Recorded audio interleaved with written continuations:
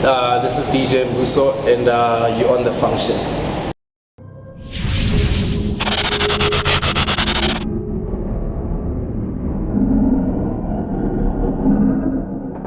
Okay, Mbuso, thank you for taking time to have this interview with us and to find out more about your compilation. Thank you for putting on. Thank you. Yeah. So first question is, how long did it take you to come up with this compilation? Actually, I don't know, let's say about 8 months. Yeah. The plan was for me to release my new material, but because I wasn't done recording vocals on the new album, the one I'm releasing next year, I decided, no, let me put out the comp just for old time's sake. Okay. Because I've been hearing, a lot of local music, the guys that I worked with here, I've been hearing their music, and I thought, it's time to put it out. Because I was wondering, how did you identify this new talent about DJ Nesto? Yes, I know Solem is from KZN, Napa is also from KZN, House Victim from Limpopo, and the others, how did you identify them? To be honest, I still collect, whether I'm quiet in the scene, but I'm still DJing a lot, so I'm always listening, putting my ear down, and I'm like, it's just so happened that when I decided to make the comp and all these songs I've been playing, I was like, House Victims #1, Eno Napo, I heard of him, I was like, wow, this cat is ill. And he introduced me to Soul M and Mbuso Makubade, and then everything has flowed. With Nesto, we've been working together, I don't know, for the last 10 years. Oh, Nesto is old in the game. Yeah, Nesto's been around. Oh, yeah. Has it been releasing though? Yeah. There's a lot on other Phezulu selections. He's been working with me on a lot of production stuff. Yeah. So you took 8 months. Yeah. And how did you do it? Did you have to contact the record labels or the artists, and then you say, guy, I want to do a compilation. Give me some of your stuff. How did you do it? Like I say to you, I'm always collecting. Almost every single day I'm collecting music. So when I decide, it's not hard, because I license tracks almost every day. So just putting it together, it's just choosing which one. Like House Victims are on fire, Nesto's on fire. So all the guys that I chose are guys that hit me. There's a lot of other guys that I wanted to work with that I will be putting out in the near future. And what was the plan when you were seeing the vision of a compilation? Compilations really for me are about introducing new talent to the game. All these guys, they are quite popular in their own circles, but it's not like Soul M or Eno Napo are big, huge in Joburg. But because the brand Phezulu Selection has done well over the years, I thought this would be a greater platform for them to expand, to go further, to get more recognition for them, even for me, just interacting with younger kids, it's a great opportunity. And the track sequence of the compilation, what was the idea behind it? Because I know you started with vocal songs, the first 3 songs, and then there was an instrumental, then you went vocal again, then you went instrumental. What was the whole idea?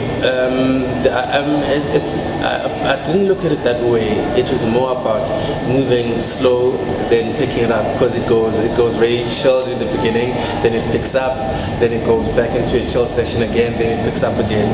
Because that's the only flow that could work. Like in the album, I took the songs as they are, so they have to make sense. It has to be a journey. Yeah, it's not like to me, every song on the album is a hit, but it's about taking these hits and making a story out of all these hits. You can't have vocals going all the way, you can't have instrumentals going all the way. Sometimes you just want to keep quiet. If you're driving, you're like, wow, I like the song, then you just want to keep quiet and like, wow, that's nice. So you were telling your story via these songs? Yeah, via these songs, yeah. Yeah. So you've been absent, you've been quiet. Yeah. I won't say you've been absent, because the last time I saw you playing, you were playing at Val, Vinyl Meltdown at Everton last year. Oh, okay. I was there. That was the one crazy. recording. Yeah, man, that was crazy. One thing I liked about you when you're playing, you were relaxed, you were having fun, but you're still concentrating on what you were doing. Yeah. And the way you took our energy, you just put it on a different level. I like that. Yeah. I'm not gonna say it's a problem as such, but there are people who know you with a certain perspective. They know you from the past, and now you come back with Phezulu Selections 4 and something different from the past. How would you explain that? How would you explain the change in the style of music? I mean, to be honest, for me, house music went a bit dead or too monotonous. Let me not say dead, too monotonous. Everybody's doing, like even now, a lot of people are still doing like a popular, a common sound. So now, but then over the years, I put my ear more on the ground to look out for, that's what I'm saying, to search for the guys that are doing the difference. You know, you can't say everyone is whack. You know, I mean, the other guys do good stuff, but it's like, it sounds like someone else, it sounds like someone else. So with this album, I try to look for stuff that's unique in the scene, that works, I think, according to my understanding of house music and South African culture. So one thing I like is it represents South Africa. Yeah. There was no song that I listened to and I'm like, this sounds like, for example, Louis Baker. This sounds like Manu. Yeah, like every song was different in its own way.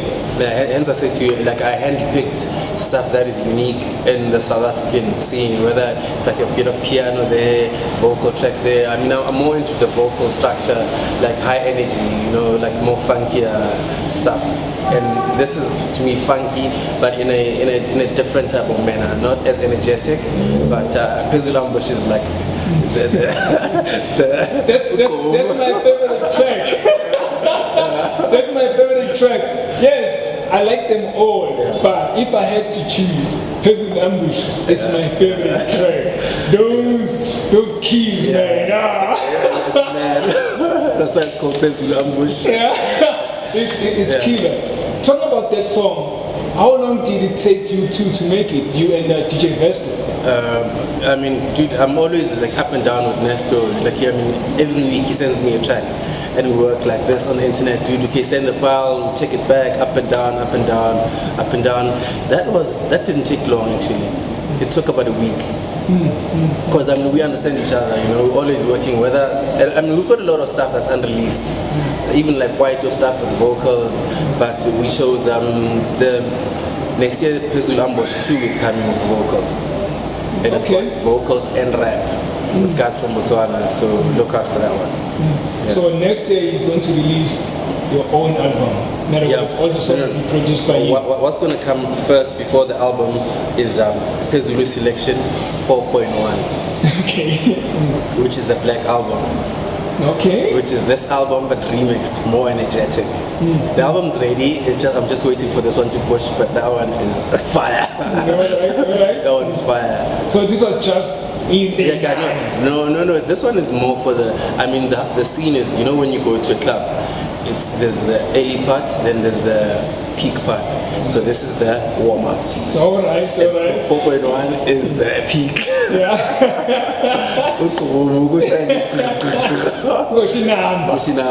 But same songs though. Same song is just remixed, more energetic. And I'm getting the same guys on the album to remix each other. So you have House Victims working on the In on Upper track and In on Upper working on it. So it's like vice versa. You know? That's what's missing currently in South Africa, where upcoming DJs, our producers work together, they collaborate. They need to collaborate more. I mean, that's the whole point. I mean, that's the whole point of introducing the younger kids and their versatility in production. To say, okay, cool, we're gonna have Phezulu Ambush, but okay, let's hear the version that House Victims will do, you know? Just to keep the game, just keep it jumping. That's interesting. I can't wait for the second one. How's the promotion and the marketing going? I mean, so far, the album's okay, it's doing well so far, but the actual marketing production is starting end of October. Okay. Yeah, so we're going hard from November onwards. do you have confirmed venues? Yeah, we're going to Cape Town this week, Cape Town, then there's a Soweto tour, Rustenburg in the lineup, Limpopo. Okay, we're going countrywide. Early next year, then I'm going to go overseas to tour the album. If people want to find out more about the launches or the tour of Phezulu Selection Tour, where can they go? They can go to my Facebook is Mbuso Phezulu. There's Mbuso Phezulu and DJ Mbuso. And Mbuso Tulwana. There's 3 Facebook pages. Then on Instagram it's Mbuso DJ. Then Twitter is DJ Mbuso 1. Okay. Yeah. Okay. We can't leave you without giving upcoming DJs advice. Excuse me. Yeah. What advice would you give them when it's come to the production, marketing, and production, marketing, and promoting their stuff? I mean, the first thing is work hard on the song. When you've done the song and you feel the song is the one, take it for mastering before you go to data file host. You know, like, because I think a lot of people put more, like they just work on a track, then data file host, I've got 10,000 downloads, whoa, you know, but they're not generating any money out of that.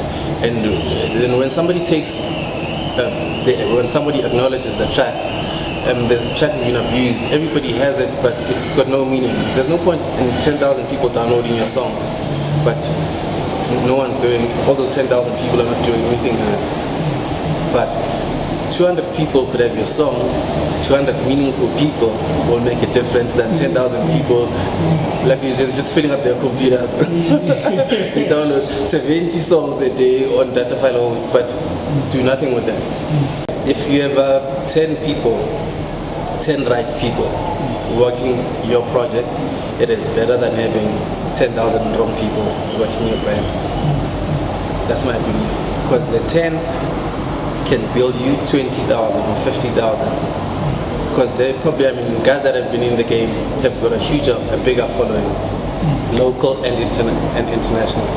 But whereas, like, not saying, I mean, all the younger kids don't have influence, but they've got less impact on the scene.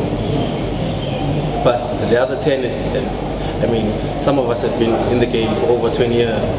So you can imagine the span, you've been to Japan, so when you play the song, you send it to another guy in Japan, it's got another following, you know, it just grows, But the one person is like doing nothing with the song, is just playing, or he just downloads, he never plays it ever. It just keeps it, you know.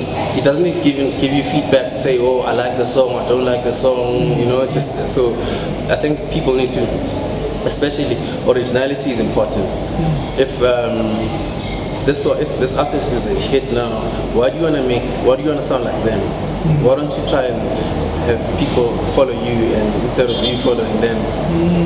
You know, because you can't grow if you keep following people. Yes, you need to follow and respect people, but as a human being, you need to be original. You know, that's how one grows, I believe.